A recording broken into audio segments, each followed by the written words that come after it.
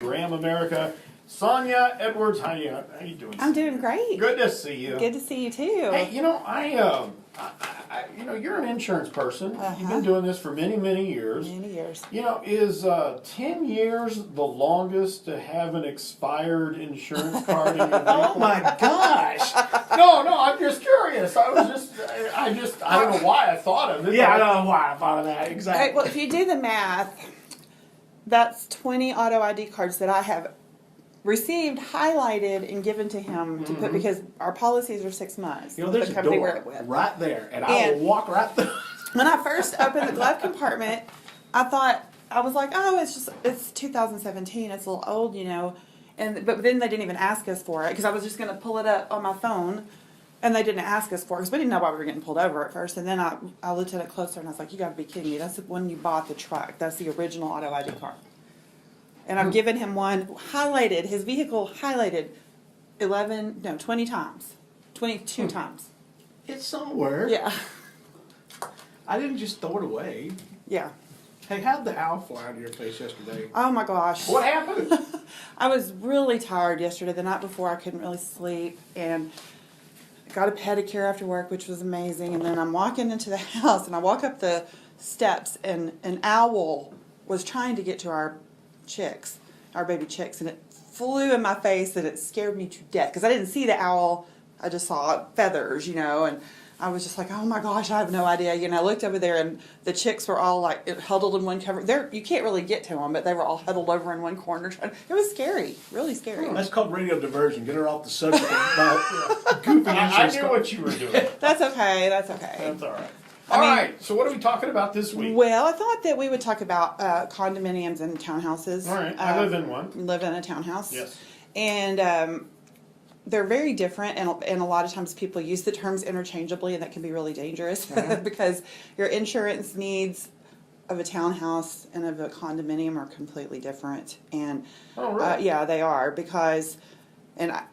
I guess because of insurance, I've known the difference, for a long time. But let's start with a townhome. It's buildings or group of buildings that have units, but the individual owner owns the unit, including the land on which it sits. Okay, so they own, even though it might be attached by an adjoining wall to something else, but they own. So it stops at the middle of the wall. Right, but they own the house, and so they need a homeowner's policy to include coverage for the home, the building, and for the contents. A condominium owner only owns, and it varies by the association bylaws, but typically it's the walls in.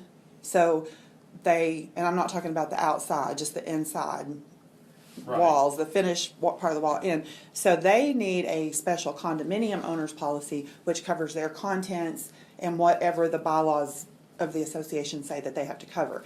And there's actually been cases, and I don't remember what state this was in, where an agent, somebody called, told her agent she had a condo. He wrote her a condo policy.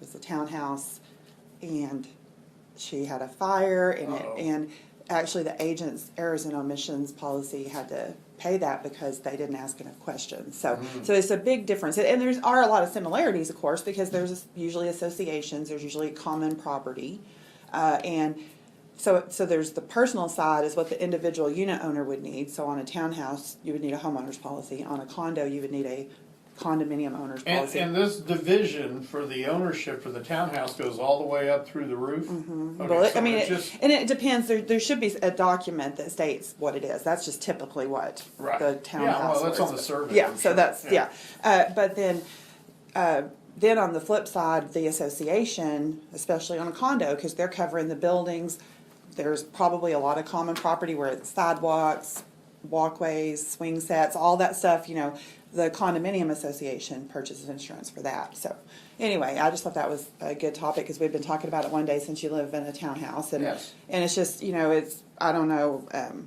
we have quite a few condominiums that we insure. I say quite a few out at Possum Kingdom.